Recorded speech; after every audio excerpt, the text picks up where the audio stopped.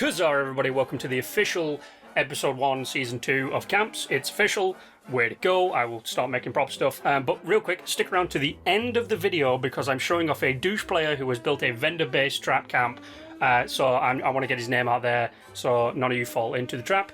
But we have some camps to look out for today, and we're starting it off with CJs Camp, or CJ the Creator. Very nice camp, my friend. This is up by Bolton Greens, so if you're on PS4 and you want to come check the guy out, or girl out, I don't know, pop on by to Bolton Greens and just head on up there. Well, you can fast travel anyway. But I dig on this camp, my friend. It's very nice. I don't know what it is. It's like a mixture of a truck stop and a bed and breakfast, personally. But yes, you have a nice use of trees as your entrance into the camp. Very nice. I'm also digging on the awesome food plot action that you've got right there, my friend. Those are some bitching things. They're separated from the camp themselves, which is pretty awesome. You know, you use some multi-tiered leveling system going on right here to give your camp a little bit of extra depth. Very nice. Of course, we need a power shed. Power shed! So you have a power shed right there, which is pretty awesome. The design of the building itself, I don't know. Like I said, it's like a mixture of a truck stop and a bed and breakfast. I don't know what you were going for, but I like it. It's very nice. Of course, I am reading off my notes. Also, the fact that you have gorilla bouncers made me giggle both while recording this episode and then while editing this episode. So thank you very much for that. It was, Jesus Christ, it made me giggle when I saw it. You have an awesome living room. I like the living room. It's very simple, it's very basic, but it gets down to the point. It's a living room. I dig on that action, my friend. However, I will say, you may have one too many steins cluttering up. Like, you wouldn't put them there if that was a real house. But I'm not going to be on that. You do have a nice crafting area, and the only thing I could think about it was the fact that you're a little bit cluttered in some areas. That's the only bad thing I could say.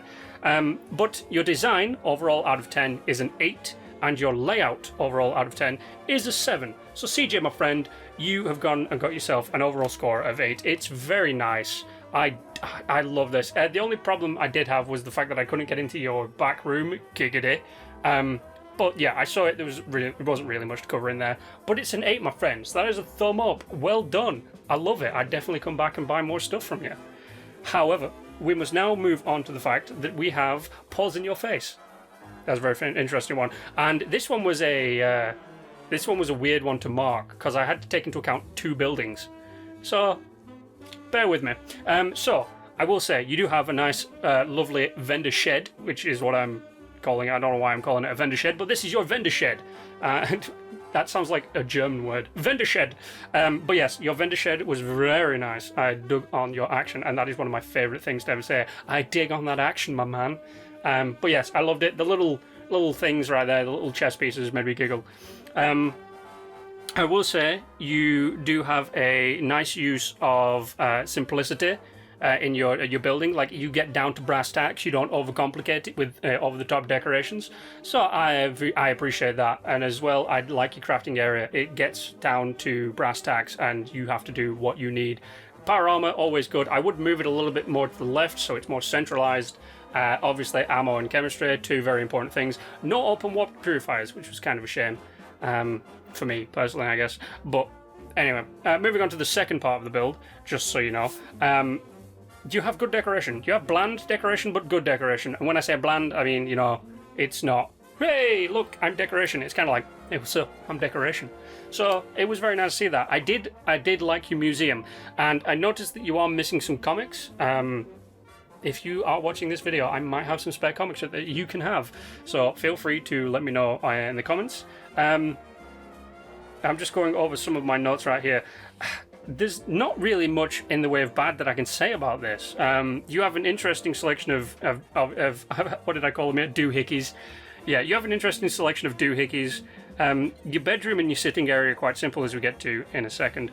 But overall, like, the layout is nice.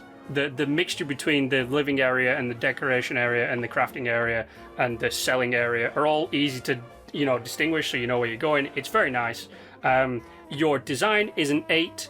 And I did mark you down to a 6 for your layout, pretty much just because it's very simple, but I'm going to change that to a 7. So you, my friend, though I did not mark it down on the paper, are an 8 again, which gives you a lovely little thumbs up. Indeed it does. You have to get a thumbs up for that.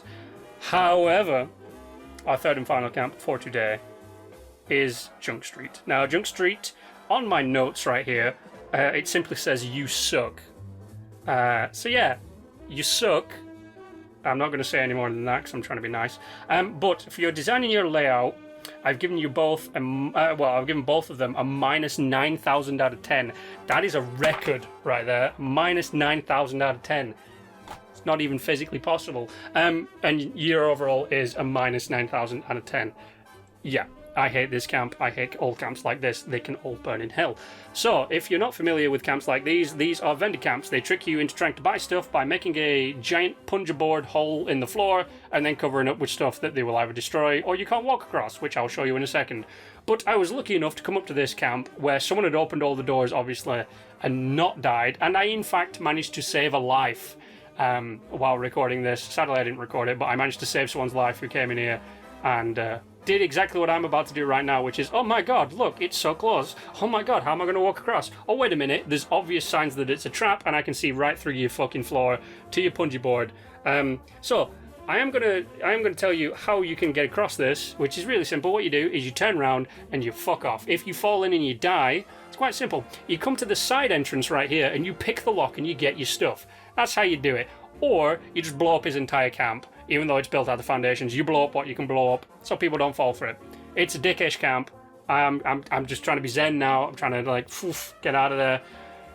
But I saved a life, and I'm happy with that. So yeah, stay away from that camp. And if you don't, I'll get you. I won't really. But yeah, stay away from that camp. It's a dickish camp. But there we go. Those are our 3 camps. We have 2 good camps, 1 dick camp. And like I said, my note just says you suck, so there we go.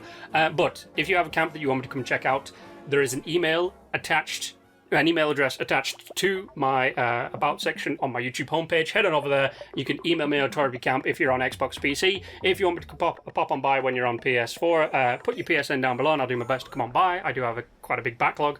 But apart from that, you guys know the drill. Like, share, and subscribe. And until the next time, not only don't fall for trap bases like that, but of course, stay awesome.